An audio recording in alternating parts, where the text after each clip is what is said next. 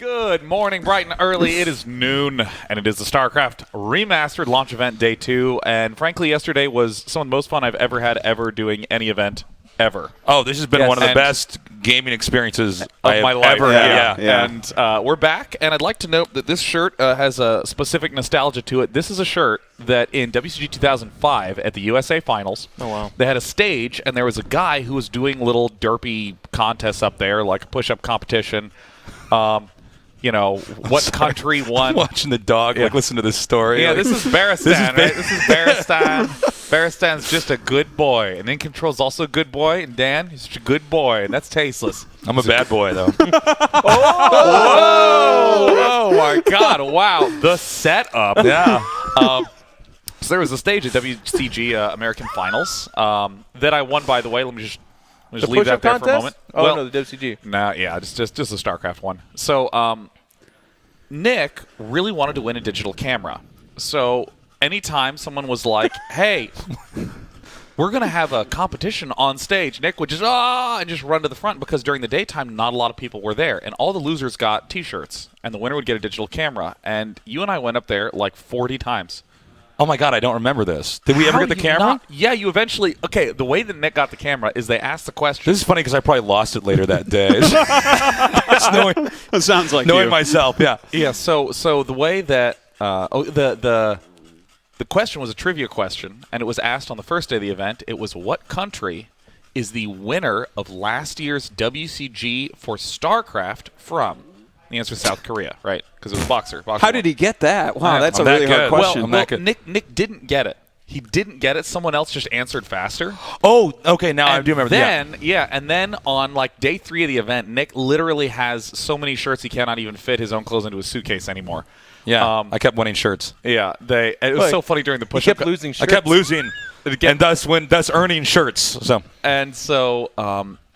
they're up there. They're on stage, and it's during the final day, so there's actually like an audience of people there. It's like actually a little packed. And Nick, the guy goes, what country? And Nick goes, South Korea! And literally goes, oh! And has his fingers up like number ones in the air. I just can't believe it. They just hand on the camera. Everyone's completely confused. This is a story about never giving up. Yeah. And so this is a 12-year-old shirt. This is a story about a tenacious young man who wanted a camera, and he didn't give up. Yeah. There you go. So, frankly, we're all just in amazing moods today. We're very excited that you get the chance to play StarCraft Remastered, and we're going to talk about it all day, bring up wonderful stories. We're going to have Baristan on the sofa. We're going to get him mic'd up so you can hear his little pant. Yep. And we have some fun matches today. Yeah. Should we throw the bracket up and see where we are in this tournament? Yeah. We vote on that? We all agree? Yeah, okay. Anyone wants to see the bracket? I just want to sit on the couch. There it is. So the way the groups work is they are mini double elimination tournaments, and the winners move on. So Nyokin just won his first round against InControl, went 2 against Draco, so he is through. And down in lowers, we have Draco and White Raw playing for that final spot. And if they win, or whoever wins if they win, well, you know who really wins is the fans, day 9. But Oh, wow. One of the winner of that match as well. We all win. We all win. The winner of that advances. Except for one of those guys. Yeah, I mean, it could be that one of them loses. And you and I. Yeah. I mean, I sort of glazed over that. Yeah, see, this is what the bracket looks like. Now, this is the most seriously you will ever take a tournament that is not serious. Is this tournament right here? Yeah, I guess so. Yeah. It's pretty serious. These guys have been going to bed early and like getting up early and coming over and practicing. Like, yeah, this means a my lot. favorite to them. argument They're a yesterday. couple of tryhards, if you ask me. Because we decided whether or not we were going to play the decider match yesterday or today, and Draco was like, "Well, if we can play it tomorrow, then I can. If we have to play it tomorrow, then I can't get destroyed tonight." Yeah. We were like, yeah. Oh, okay. Yeah. Good argument. There's the play. That's So, yeah, sober Draco then with the goldfish probably. There he is. Yeah, Draco we don't and have him White on camera yet, but we're about to have a Where's great he European PvP. He's got don't stuff leave. to do, man. He's got to go get some pets somewhere else. He's sick of us. He might drink your coffee. He's got to run. He's got to run I'll behind. share my coffee with him. That's no problem. He's got to run behind Draco's computer and unplug the mouse when the fight starts. So that's. Oh my. But then White Raw's shuttle still goes into the Dragoons and dies. Yeah, I mean, White Raw had really amazing micro yesterday, but it was literally a shuttle flub in each game that cost him. Yeah. I don't think he'll do that today. No shuttles? No shuttle You know, flubs. That's how you play around your weaknesses, man. You don't make the units you're bad at controlling. Yeah. He was playing better with each game too, I thought. Dude, That is a brutal way to lose, man. Just having the shuttle go in there and die like that. That's one of the moments in Brood War where, yes, the game was decided in a split second. You know? That's surprisingly rare in Brood War. Yeah. That it's literally the one moment. Those tend to happen, in those early stages of the game where you just. It's like they single pick zealot off your showed tank up. that's behind the wall. Yeah. His Dragoon range is too long, that type of moment. Oh, because too long. Too long. Too long. I thought it was interesting in the PvP where he just completely failed the first attack. I think it was game 2. But Yeah, then it then he- actually went on. It was still fairly even. Yeah. That was a very Brood War type thing for me as opposed to StarCraft 2, where like if you do a timing attack like that in StarCraft 2, and I'm not making a judgment, I'm just saying the difference in games, it's like you're done. There's no coming back from that without some really crazy X factor. But in Brood War, sometimes It's like most of the time, it's still a real game. yeah. Yeah, like they were equal in supply. It's just interesting. Yeah, I mean, in StarCraft 2, units bunch together like very easily and move through tight corridors. Yeah. Yeah, really it's much easily. cleaner, so the they damage kind of output is super collect fast. on each other. And Yeah, so I mean, essentially, all of your units in your army are always participating in the fight constantly. But in and so it really, really matters what units you have and how many units you have in StarCraft 2. But in StarCraft 1, those are important. Still the number one factor in StarCraft 1 that determines who wins the fights is whose army is bigger.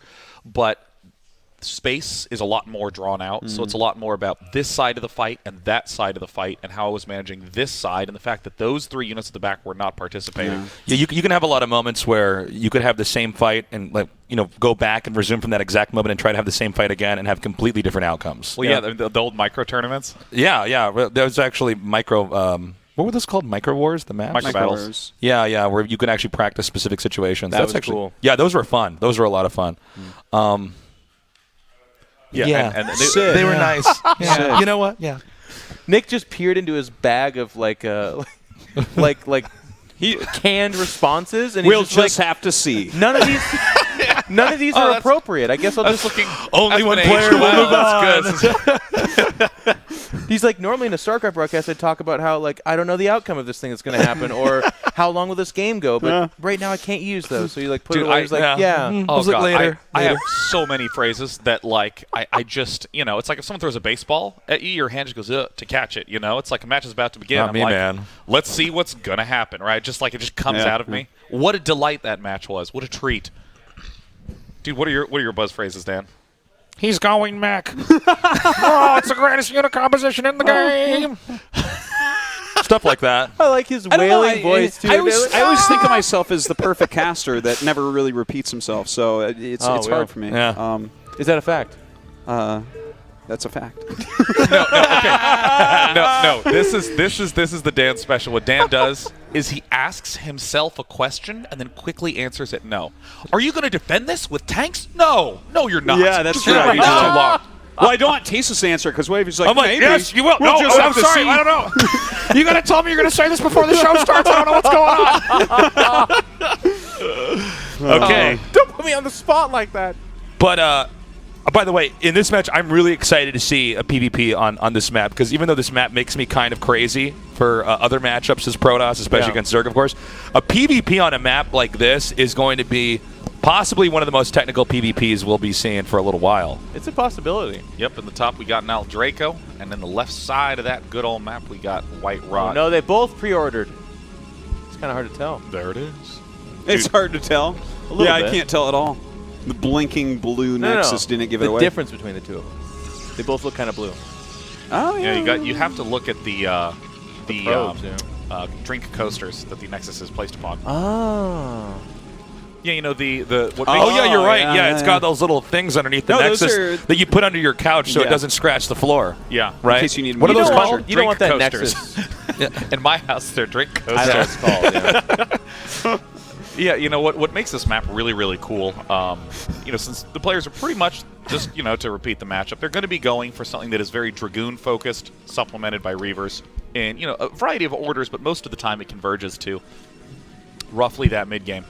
But what's weird about this map is that it has some of the characteristics of something like a fighting spirit. You have a natural expansion with a gas. You have a open center area of the map instead of one that's circular or sort of rubbled. But this map also has a huge outside ring, and our wonderful observer Sham 2 will show us if you go straight north from White Raw's base. You'll see there's this line of minerals here in the back. You can expand here. You have a path from your main to get there, but... Oh! Manor Pylon! Manor my Pylon. God. Manor Pylon. But, you know, for your opponent to access it, they kind Manor of have to Pylon. go drop and move around the Manor backside. Pylon. Manor Pylon. Manor Pylon? This, just real quick here, you can make a pylon to block the workers in, and my even though this God. looks not cost efficient at all, it really does oftentimes pay for itself and more. Would you ever build cannons behind that, Tasteless? Yeah. Yes, I would. I would definitely do that. Wall it off with more pylons. Sean, I was listening to your story about Outsider, please. It's just interesting So because you say it's- there's a ring. There is a ring. There is a one true ring on this map. Yeah. It is on the outside, and for some reason, we're going to trust it to two small hobbitses. Still, that was one of my suspension of disbelief. Yeah, just went out the window. He's attacking the pylon! So in other words, this map really does not quite share characteristic behaviors of any other map. You're really close in positions. You have an open middle. You said that's the Fighting Spirit, though, Brett. what? Huh? You said similar to Fighting Spirit. The middle's similar to Fighting Yeah. Spirit, but like the way the entire map plays, it doesn't wind up playing out pretty much like anything else. Just 'cause keeping it's you in outside line, ring. Sean. I'm watching you. God, this is a lot Someone's of got tension. us. You know, I always like to cast with someone who really doesn't remember anything I say. Plot Brothers. I like it. That's you, Nick. That's me, man. I gotta say on this map, by the way, it's actually pretty tricky to get an expansion up. You can be punished in so many different ways, no matter where you go. Dude, I thought you were about to explain the ring for a second. I was like, this is playing out so perfectly. That would be funny. I didn't hear a thing Sean No. said. But anyways, the ring around this map.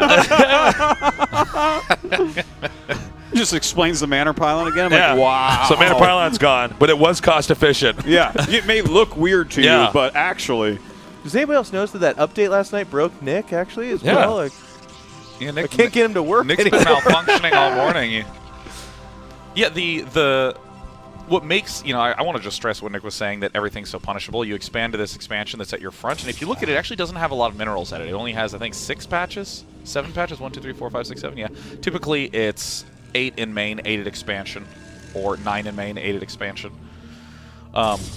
So there's not that many minerals there, but, you know, all right, cool. But it's super close to your opponent, so you can easily die, and you don't have a ramp choke at your expansion, so it's super easy for your opponent to get a good concave. You try to expand to the back, they drop. There's like 3 huge entrances to your base, 2 from the back and 1 in the entrance. So By the way, they actually went for pretty conservative openers here to start things out. Just a few zealots at the ramp, and then we have the 2 dragoons on each side. So these guys both erring on the side of caution. Oh, and look at that. We actually saw White Raw run away with those some of those dragoons. I don't know if he was trying to hide that to make it look like maybe he was going to do some kind of a No. DT rush or Just going after something the like that. Oh, yeah, no, he is going to get that probe. The sooner you get rid of the probe, always the better in PvP, because anything you can hide is going to give you potentially just a huge lead. You can throw them off. yeah. dude, Zealots are so interesting in this matchup because they, in mid numbers, are awful unless they have speed. But in really small numbers, they're super important against enemy Dragoons because they take half damage from Dragoons, and a Zealot beats a Dragoon in a one-on-one.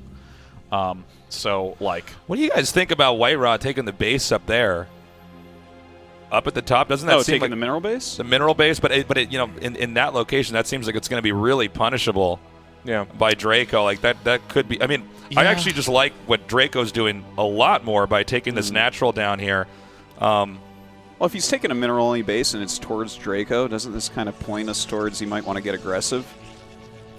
that's the only thing that makes it safe, but I don't know if White Raw's set up to be aggressive. I mean, I don't think he's done any sort of robo stuff. I mean, White Raw's playing very carefully.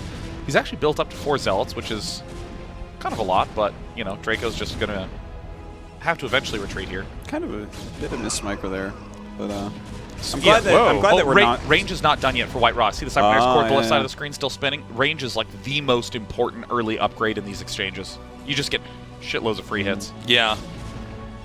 And one thing that Draco can actually do here is just keep all those Dragoons at the bottom of the ramp for a little while. It makes it really tough to ever move out from that position, as long as he doesn't overstay his welcome. Robotics facility's done now for Draco and White Raw, and Draco's just doing slightly better ordering of his decisions.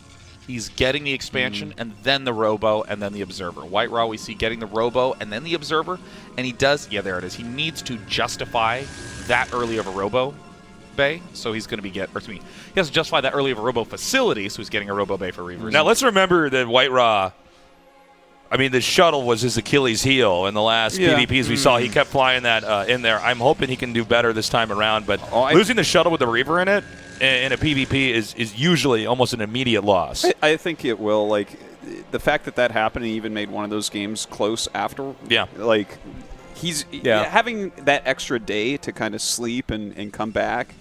Of course, these guys have a little bit of jet lag and stuff. I think he's going to do much better. Yeah. He did. Thanks, Jeff. Thanks, Jeff. He did. That's the White Raw way, man. You know, actually, White Raw didn't come out last night. Yeah, he drank in his apartment. Drink alone in the hotel room? Yeah. He's fine. oh my God, I love after events just going home. Just like getting on my phone and like surfing the internet, man. Yeah. Partying. Like, That's what I do in Korea after GSL, man. I just go home. It's great. It's like, hey, do you want to hang out some? No.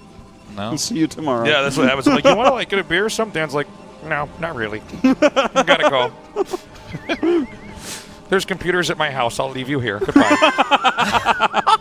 Dude, my man after my own heart. Yep. Now, is that 84 supply for Nal Draco or 74 supply? It's 84. Damn. 84. Damn. 10 higher. It's 110. What are you talking about? No. The shuttle's going to come out here. Okay, now this is going to be one of the big How does it moments. die? Is how. There's only Zealots here, so how does the shuttle die? You might be right. That is a Are hard there, one. there are no Dragoons in the main, right? Oh, there's one. one. There's one. So it'll take a few shots, but it will this kill is it. a good angle. This is a really good angle from White Raw. There's the shuttle. Oh, this Strong. is really good. Oh my no. God. 8 kills. Oh my God, and he's actually going to be able to get these Zealots too. Wait, there's Dragoons. Run! Go! Oh my God, he gets Oh, out. wait. He's coming in to intercept. He's coming in from the bottom. It's already What- gonna what- He's happen. chewing on the goldfish. Yep. There's that. That's the Draco phase. goldfish are so delicious. Once I feast upon White Raw's shuttle, I shall have Okay, he got away. He did it. Good job. It's going to die later. It has to. Well, I mean, the White Raw is as much as we were joking about the snipes on his shuttles earlier. Outside of those snipes, the shuttle Reaver control was so good. Yeah. That was all right. I thought it was kind of crazy he stayed and started shooting the Zealots. Like, you know those Dragoons are coming, but, I mean, if he That gets was away, it's fine. crazy. Yeah. I think that's really smart for this particular timing because in the mid game there's a Zealot flood. It's when you stop making Dragoons because Dragoons are good in middle numbers, but they suck in big numbers. Zealots He had to are have gotten way better speed, at breaking right? in. He has speed. He should be getting it. be Sometimes you'll ultra see soon. people actually getting a store, but if we don't have a Temple Archives, then yeah, I mean, we have to assume 100%. You got to be careful when you get a ton of Zealots, just because if a couple Scarabs connect perfectly with the Zealots, they're completely eliminated and don't factor into the battle in your favor at all. Yeah, but if you can get good surface area on the Dragoons, then you are in amazing shape. So Draco's going to be trying to deal damage to the Zealots, as Nick said, and White Raw's going to be trying to get pickoffs on those Reavers. Here's the big engagement. Zealot speed is done for White Raw, and there's the drop, and White Raw's got to be looking for the Okay, Reavers. it's pretty well placed here by. Okay, he actually loses that shuttle. In fact, Draco. There's no Reavers really in it good, this time. Really good positioning here. And, It's just terrible. yeah, White Raw, he's just not as good, it seems like, as Draco at the actual engages. This is kind of one of the brutal things about this matchup is you just have to get so good at controlling Dragoons and the shuttle and the Reaver. And we're seeing this happen a lot between Nice Draco glitch. and White Raw in this rematch here is that every time, no matter how good the strategy is or the harass is, when it comes to the actual big fight, Draco's got way better control and he's always in a better position. One thing I just want to note about Scarabs, we love to joke that Scarabs are the dumbest units ever, but the way that they glitch is actually very predictable. So Yeah. you just have to be very intelligent with Okay, your Reaver. this with may your buy him responses. time. If he can get a few more Dragoons out. Yeah. Because obviously the Reavers have to slow walk down here now. We'll see if he can actually take it. He basically wants to try to fight the Dragoons while most of his Dragoons stay out of range of the Reaver. Oof. Yeah, I don't know if he's holding this. Good luck with that, man. Those slugs are coming in. Yeah, this is going to be pretty hard. You know, I got to say, I don't know if I agree with White Raw moving out to try to do that push earlier when he was expanding here. He was already taking a base ahead of his opponent. This just doesn't seem to be necessary at this point in time. He might try to wait and see if the Reaver shots start hitting the Nexus and it slowed down the Scarab production and try to hit then. Oh, Zone Reaver. Oh. What? What did that even shoot? I don't even know. Was it the Nexus? Okay, Oh, now that's a ideally good shot. he wants his Reaver to hit the other Reavers. Okay, he actually takes one out. He's going to try to dive on this one. He should be able to kill it off, but I don't know if he's going to end up losing too many. What cost? Okay, got it, but I think Draco could just run up the ramp. That's not going to do much from there. Oh, I think no cancel on that Nexus as well. And Draco played this very smoothly. 3 versus 9 Dragoons, by the way. Favors the 9. God, that's good for branding. Wow, yeah. So anytime, Get that sound anytime someone says 9. Yeah, It but literally- there's day 3 out there, and he's like, Are you no! really happy that the Cloud9 exists? Like, oh wow, they're just Good game GG. from White Raw typing out. All right, so far history repeats itself here. White Wa taken out by Draco. Yeah, I mean, I got to say, Draco just played that very, very well. I feel like there were like 4 or 5 significant moments where Draco got a good edge, a good edge, a good edge, like getting his expansion up a little earlier, Yeah. denying the inner expansion from White Raw, so White Raw was forced to take the outer expansion. Well, I think that this was his plan anyways because you got the quicker Robo. He can hold the top of the ramp with slower Goon range, and then he has that Reaver drop, which did well, but did he wait long enough for that economic damage to kick in? I don't think he really did. It's really interesting, too, seeing that. I mean, I remember Reaver drops being so much more devastating in PvP, but it feels like at least today, and I know, take that for what it is, but it feels like they show up, a few Dragoons are like, oh no, and then they kind of push it off. It just has to go away. Because I guess if it stays, it dies, right? Yeah, it should die. The thing is even when you get all those probes, sure, you have an advantage technically, but it takes a while for that to actually kick in. That's like such a good point. Yeah. Because I mean, if your workers are mining it like I said that. Yeah, I mean, I think it was. But I said I it think better. they're not I think it listening was to you. Dan. But I said it better. You said it was better. Dan, but I said it don't with know, authority. I want Okay. to give credit to Nick. I mean, I know Yeah. you said it Yeah. first, but nice point, Nick. I Let don't Nick know. shine. Let Nick shine this time. I see we brought the GSL right here. We've done it right here. Yeah. Yeah, I mean, and the degree to which it I said matters that. is huge too. Because God. I mean, if I'm pretty you sure lose this is 10 what probes- happened, guys. And Nick waits a minute and it's like, guys, this is what happened. Sean's like, wow. This is how you do it, man. The Plot Brothers. Woo! Every time I watch the GSL, I'm amazed exclusively by my brother. That is it. I'm just Nick is incredible. Yeah. You are like the mage that blesses my sword before the battle. There's a number of ways to read that one, isn't there? Jeez. Again with the Lannister jokes from you two. Oh God. But yeah, like We get it, you bones. Like, come on. yeah, I want to talk about probes dying. Damn it! Let me talk about probes dying. It takes a little while for that to kick in, and That's a specifically, great point, Dane. Thank you for bringing that up. Dan, can you give me a minute? Where are we Can going I need beyond a this? minute. By the way, actually, I don't think that he should have pushed. White Raw should not have pushed back there. I don't think that was. He already took the damage from the shuttle. Sean hates you right now. Yeah? He's Yeah. really trying to talk about your point Yeah. that you took from Dan. Yeah. Let me build on you. Go ahead. Here it comes. It takes a while if you lose the probes for it to actually matter. It actually is like 3 or 4 minutes. It's like 2 production cycles worth of units before you actually begin to feel it, and even then, it's like minor. I don't even want to talk about it. I know. I loved watching it. Sean's like, I really want to talk about this. And Nick's like, by the way, that attack where he pushed out and lost his army was a bad decision. Maybe you shouldn't have done that.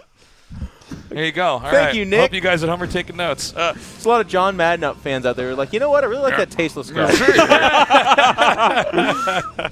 Well, the football needs to go down the field to score a touchdown. And Nick's like, I'm going to write that down. That's a really, in StarCraft. Nick you literally says the kill- same thing in StarCraft. Terran is going to Yeah. try to take his football. If you lose all your units, you're going to lose the game. Yeah, Okay, we got cross spawns here, by the way. cross spawns on Fighting Spirit. This is. I think that the point about the losing the probes and understanding the economic impact of that is really important in cross spawns because Oh, wow.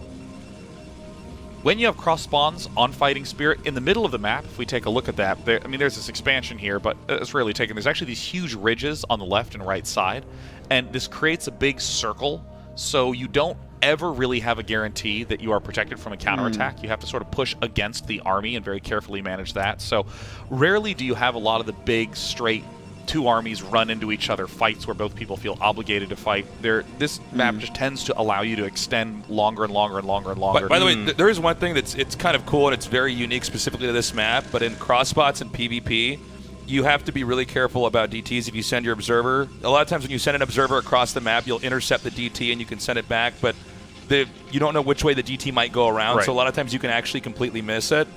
I don't know if it's going to be a factor here, but knowing if you're going to make one observer or two observers when you're already trying to get shuttles and reavers out is pretty important. And kind of building off of Nick's point, too, it sometimes happens as well that you scout the wrong base in cross spawns. You know what I mean?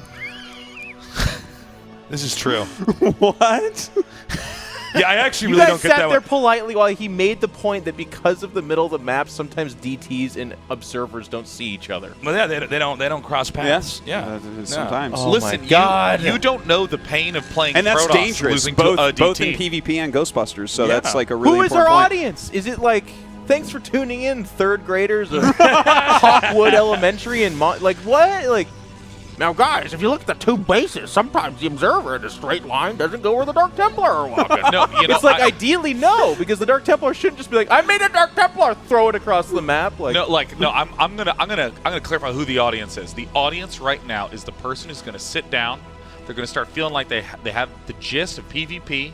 They're going to build their observer. They're going to build one as they're teching to Reaver, and they're going to miss the Dark Templar that they were deliberately scouting for. And it's going to hurt them and inside. they're going to go, chase them! You know, No, they're going to stop and they're going to go, it's okay because Nick brought this up. Yeah. And that is an important factoid. Oh, I think the relevant information is if you're going to make one observer and then a Reaver, and you're worried about DTs, probably don't send it Make across two. the map. Make two. I think that's a little bit more relevant than being like, geez, I hope it catches it mid-map so I can turn it around and only lose 10 probes by the time it gets home. Well, on some maps, you actually can and you should send the observer out to poach forward in order to pick off the Dark Templar, because it's way better to be able to pick it off By the instead way- of just defending against it. And that's the Draco audience really you're likes his targeting. 3-gate style. He's doing this again. This is it's kind of interesting, just considering they've already did this like one time before. You're kind of supposed to throw him off guard a little bit because you have the Zealot back there, and then all three come out. But Yeah. when I was talking to Draco last night about this, he actually says he sends all three out at once because they can all one hit a probe. 3 hits kill a probe, which is kind of interesting because the other way to do it is 2 probe hits, 2 Zealot hits. But I guess the way he's viewing this is that start the attack later and be guaranteed more kills. The double Mike. banner pylon.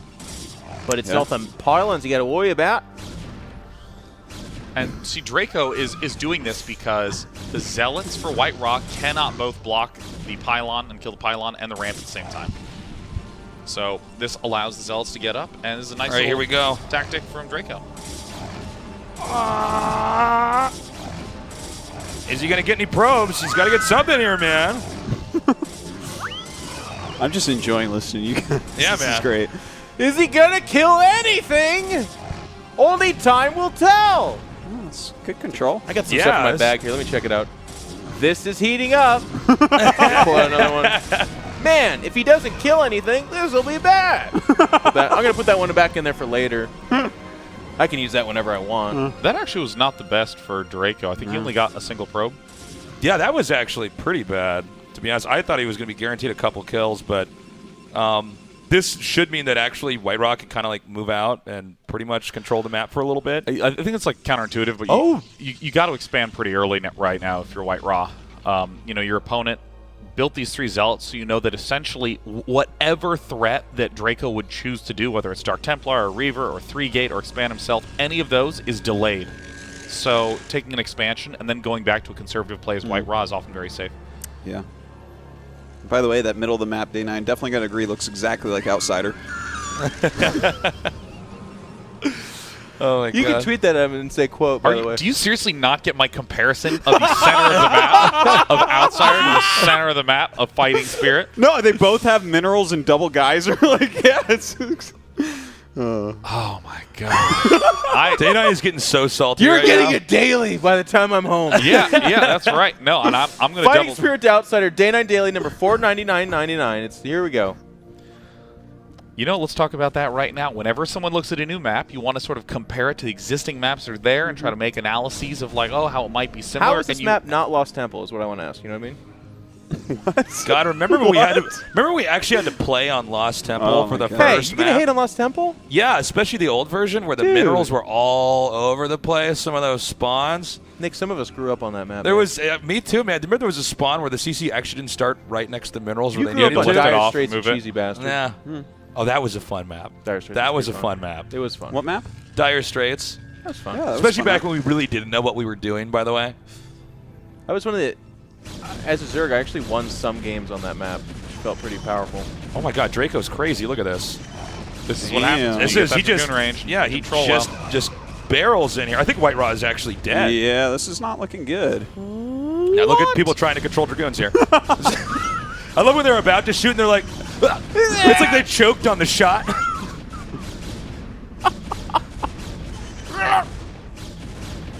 That was a nice pullback by White Raw, but This is looking kind of bad. That right? is. Right? I It's mean, very surprising that it was 3 goons against like 6, and then like Forgot about he's the holding. probes. Yeah. I cannot believe that Draco was able to pull this off. Yeah, that initial bust was actually pretty sick. But now that he's got the probes to pull, I guess he's got a little while before the other dragoons can get across the map. But Just if he needs can, a couple immortals, though, right? yeah, he needs immortals, dude. What he needs is a sentry to stasis that ramp, man. Imagine that. There's nothing blocking oracles running in. I don't know why these guys don't go Stargate. Man, there's some Wow. people really pissed off at that line of joking right there. You know, I'm really impressed at Draco's decision making here. I mean, this is like stay low econ, or not low econ, low tech. Just build a lot of dragoons and just keep pressuring, and it gives you options like this. Like, yeah, you can take your own expansion behind it. More importantly, if your opponent tries to get a little cheeky and tech and expand too quickly without being conservative enough, you just kill them. Yeah, he's in really quite good form. I actually was talking to him today, and he was saying that he practiced exclusively PvP and PvZ for this event. nice. Bold move, Cotton. Yeah, so he gonna said he suck played when- like 100 games, so that's pretty reasonable. Seven times more for Ret. But, you know. Wait. There's a battle happening here, but go back to Nal Draco's base. Does he even have a robotics facility? Is he just going pure gateway? Oh, that's a super late robotics facility. That's how he was able to do the bust. I think initially is he didn't get any robo, and the problem is when you get the robo, it takes a little while before it actually kicks in, especially for the Reaver. Yeah. I wanted to kind of make a point here, though. You can really see the 100 games that I heard. I was talking to Nal Draco. Oh my. The plot's like, I don't get it. Do you get it? I have no idea what's going on. That's Dana. hard, I have hard no for me idea. to tell, Tasteless. You want to explain it to him? I'm loving this tug of war between the in-control troll and the Day 9 daily that's happening before my eyes. Yeah. No, I'm just like I really need to get this strategy out of me. I'm loving the defaulting of the different styles of casting and just watching this unfold. Oh gosh, yeah, no. Like when there's something interesting to me strategically, it's like an exorcism. I just need to get it out. I need to just like rip the fucking comment out. Well, you know what? I'll get you a pad of paper. Next time you just write it down and then crumple it up and throw it in the trash. That's good. I can't believe White Raw That did feel managed to good, hold that. Dan. Thank you.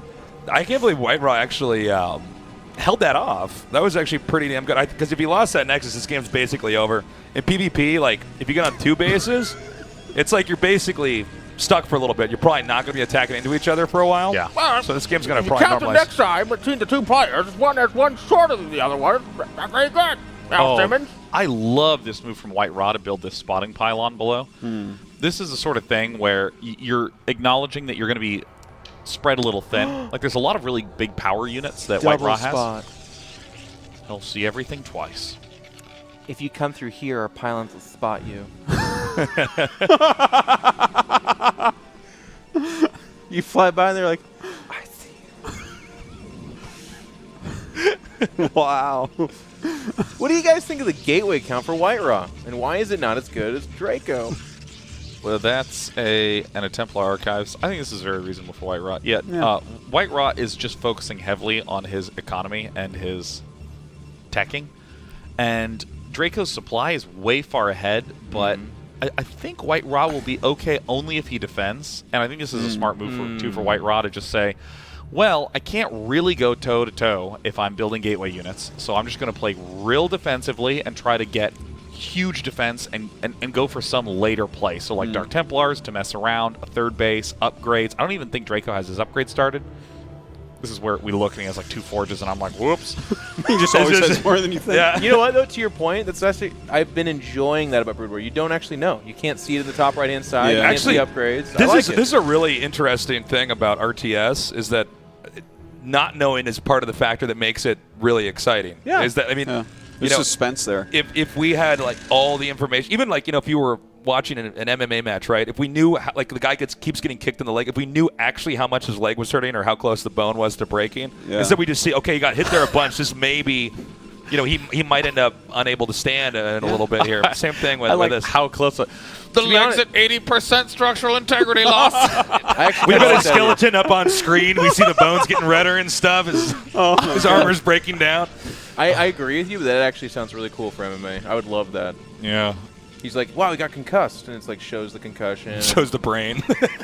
It's on the production tab of concussion. Like, Yeah, he's having a tough time dealing with reality right now, actually. It's something that's cool dude, about. are these pylons blocking the Nexus? Is he going to be able to build one? Oh, God, remember that? I will never forget the moment. And you guys, I know, these headsets are loud Guys, enough I when don't you guys think are he can make his casting third. that I'm literally screaming at the couch. I'm like, it doesn't block it. And the 2 Protoss players are like, no, it's fine. And then the Terran and the Zerg are like, no, he can't get the Nexus up there. Look at that. I Fairly certain. something I think is cool about the sort of supply differential that we see here is that sometimes this just means that Draco's crushing.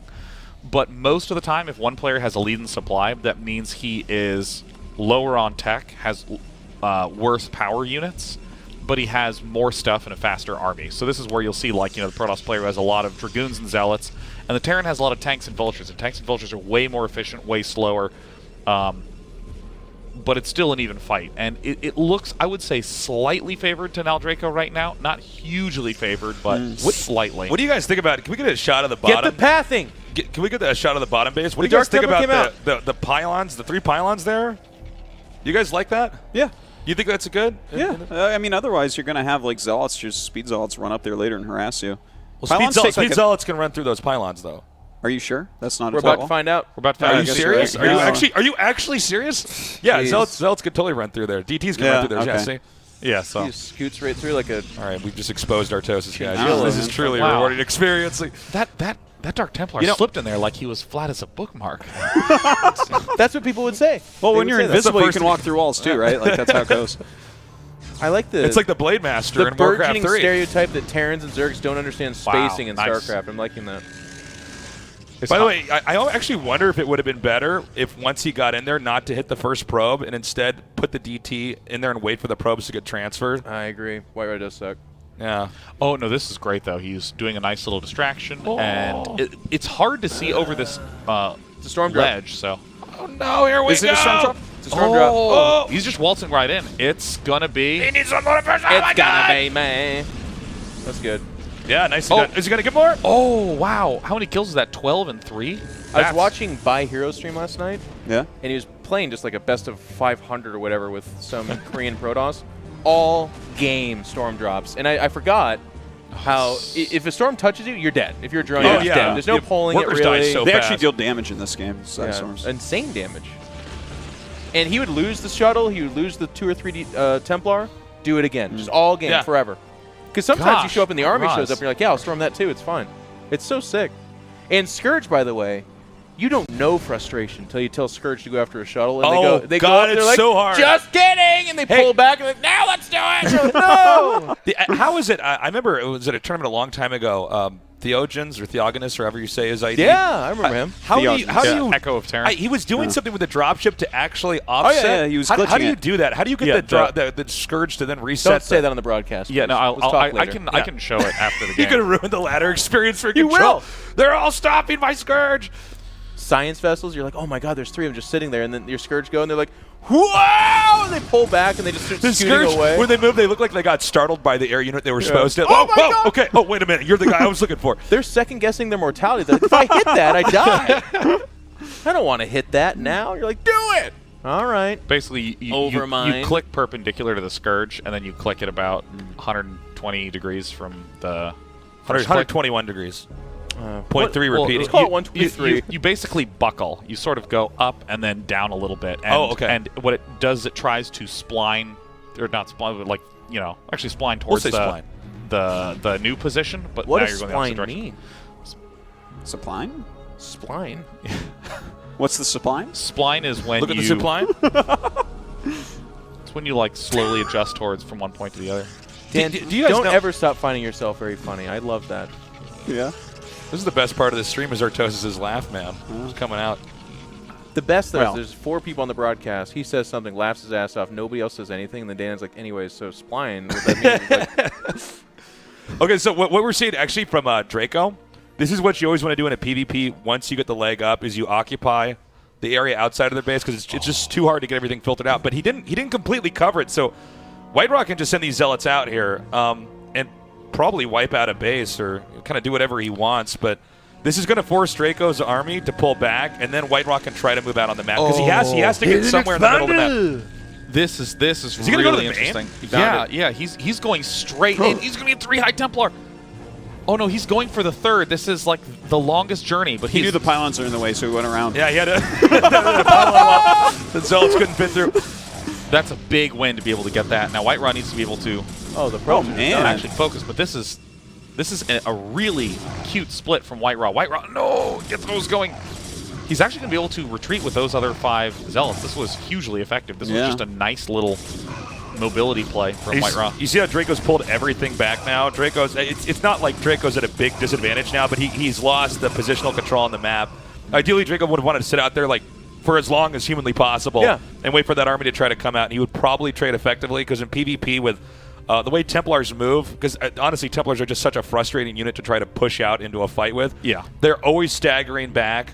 You pretty much never want to try to attack in another player's army if you're roughly the same. Right.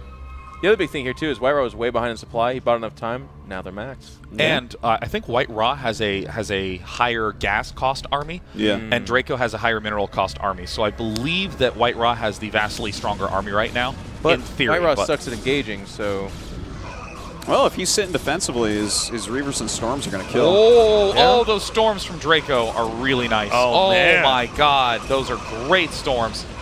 Okay, I think he's actually got such a good trade here. The Reaver for White Raw is pretty far back. Oh, you can see there's a second Reaver way far out I there. don't know if this is a trade. Wow, Draco engaged that brilliantly. This is like burning down your store and be like, well, that was a good trade. Yeah, he has no insurance for that army. No, it's pretty dead. White Raw is doing a counterattack at the bottom of the map, though. All right, he's still got a shot. I cannot believe that. Yeah, that Draco was won that. that engage was crazy. I That's super thought that was impressive. going to be a lot more of an even fight, but no, not at all. No. I think this game's basically over, boys. There it is. Just about. Can we get a taste of GG? Depends, man. If you're feeling I don't it? think I can do a Tasteless GG for this one. You got to be careful with how you dish Yeah, out the you're right. Tasteless GGs. You gotta protect This that is actually brand. one of these ones where you think I might do it, and I go, okay, GG, you know, like that. Let the idea I keep percolate a little the bit. nerds You a don't little bit wanna overuse hungry. it, yeah. The nerds are at home. They're so excited. Their little toes are curling up into fists. They're going, it's coming, I can't wait. Oh my And then I God. go, GG, and I go, oh, I wanted more. I guess I have to stay on the stream. I am frustrated.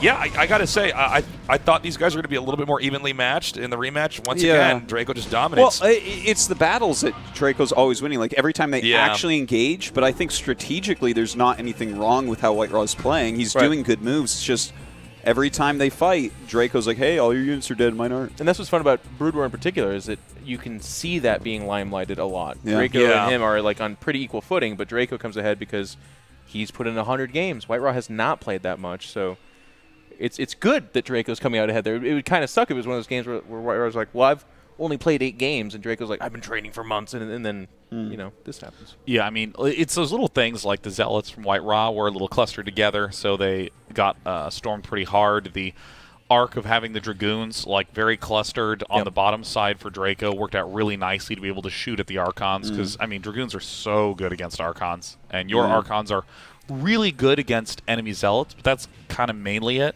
It's kind of funny because you spend so much of the game just trying to amass Dragoons, but a lot of times when you have the big fight and you want to start remaking your armor, you want to make Zealots and Archons because that you can burn all your gas immediately and then spend the rest on Zealots for the next fight. But it seems like it's we don't really get to see exactly what Draco's doing, but I would be really curious if we could ever go back and like watch from a first-person perspective where he's storming or how he's splitting the zealots, because that was such a dominating fight. Considering their supplies should have been army-wise basically the same. Well, I like what Sean was saying too, but Dragoons, at least for my because for the last 7, almost 8 years, my brain's been watching StarCraft 2. It's been very conditioned that way. Yeah. Stalkers do not stand up in a fight; they melt. But Dragoons are a different beast entirely. Yeah. They're ranged, They're explosive beefy. damage. They actually take some damage. So in a lot of those fights, I've been having in my own games at home too. When I stream Zerg, I'm like, throw cracklings at it, and I look back over there. I'm like, oh, actually, ooh, Yeah, I mean, But then there's other fights that's weird too. Need If you can, defilers. yes, they're not bad units. You Goomba. You call him a Goomba? Yeah. I like They that. just turn the stream off right there. I'm like, oh man, can't be mad Draco if you won. call Let's Goomba. let's get Draco over here. Draco, come here. I'll hop out. Draco, Come here, on. Draco. Mike, oh, okay. Come here, Draco. He might be done though. Yeah, I think maybe he's retired. He's retired. He's going home. He's done forever. He's done. He Hey, did it. This means he actually plays against Rhett in the next round too. Just to throw that out there. The Europeans going at it. Oh yes. Draco. Oh. Draco. Congratulations on your stunning victory in this tournament that has no dollars on the line. Pride, man. Yeah, pride, Yeah. but joy. No, it's always good to win. When you are competing, you want to win. So, yeah. Of course. Yeah. Well, dude, talk to me about this build you're doing in all your PvPs where you open with the 3 Zealot push. This build is originally made by a friend of mine from Poland, Bonif, and he told me how to play it. He helped me a lot with practice. I had only a week to prepare for this tournament, so I asked some of the best Polish players to help me with practice. So I think this build is pretty good, especially when you play against someone who's out of shape. It's easy to Seems to really test fundamentals. Like you have to keep building probes and micro your probes Yeah, and not exactly. drop a beat in your tech. This is not made to finish your opponent. You push with 3 zealots to get ahead of your opponent, especially in terms of the economy.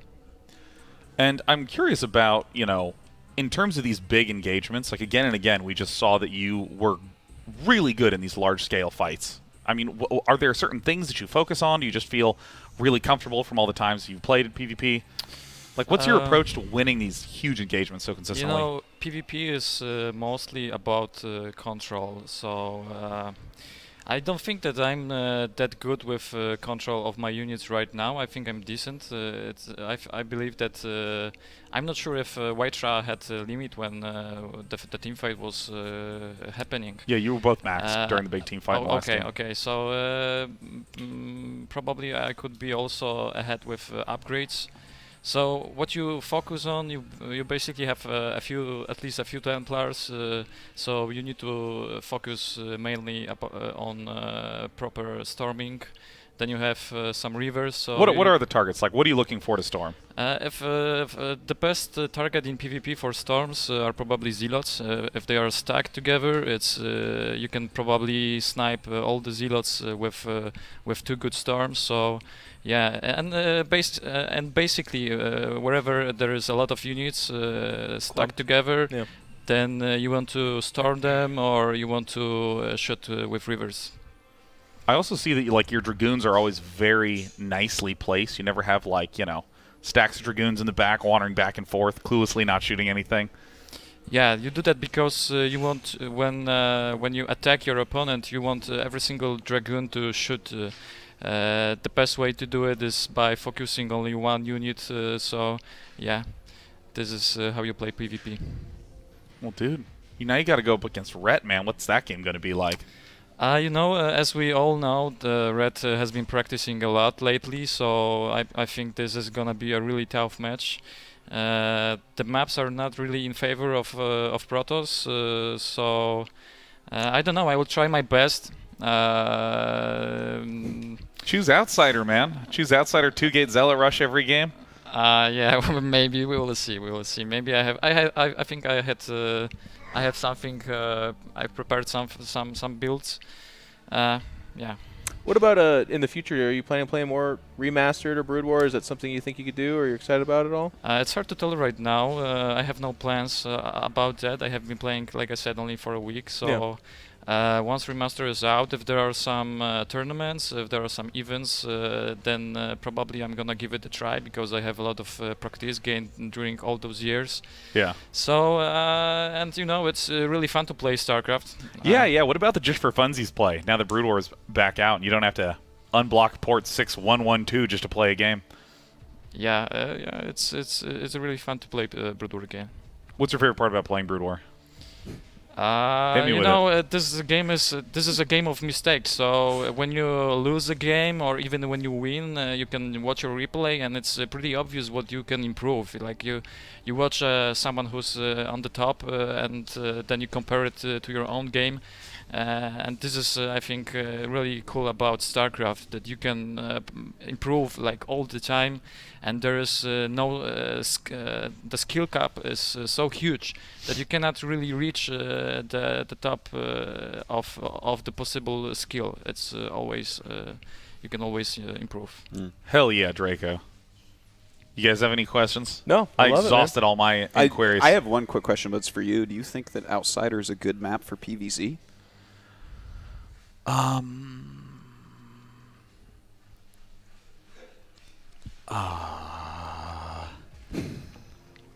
don't. You have yourself in a corner right now, Dean. I'm like, Draco, why don't you choose Outsider against Zerg? Well, here's my knowledge of Outsider. So Outsider is statistically not good for Protoss. Like Zerg's like Outsider, but I have not played as Zerg on Outsider very much, so I don't have any personal reference point. And I've actually not played that many games on Outsider, but it does create, I think, some of the most interesting and unique games. Oh, so that's for sure, personally why I really like Outsider. And that's one of the things that I really like about Brood War in general, is that even though, I mean, especially in Zerg vs. Protoss, you kind of know the box of units that you're working within, but the games can be crazy different depending upon the map. And I just like to see those sorts of differences. Because like Jeff was saying earlier, Zerg sucks on island maps. Yeah. But it's interesting to try to figure out how to play Zerg on an island map. It's actually like a really fun... You can wind up with really weird non-Zerg-looking Zerg plays that technically work better than other map standard Zerg. So that's why I want you to play on Outsider, because I just want to see a cool match. Okay, I agree with that. Yeah. That'd be fun. That was good. There it is. It's the most interesting match to watch. The map, Outsider. Well, guys, we're going to be right back. We're going to get this next match started. It is going to be G5 Legionnaire. Legionnaire. We'll be back.